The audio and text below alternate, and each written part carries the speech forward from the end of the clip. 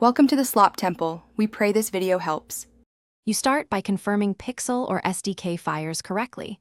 Open a private browser and trigger events to verify.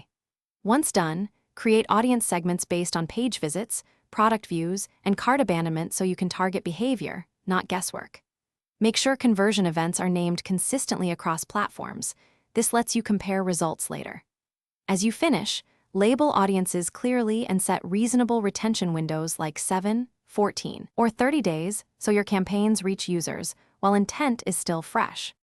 You now move into campaign construction. Pick an objective that matches your funnel stage, typically conversions for retargeting. Then assemble creatives tailored to each audience. Use product images for cart abandoners and social proof for past visitors, because relevance drives click-throughs and lowers cost. Configure bids and budgets with a clear CPA target. Test automatic bidding if unsure.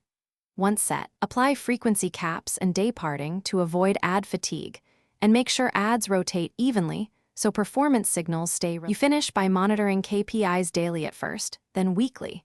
Prioritize ROAS and CPA while watching CTR and conversion rate to spot leaks.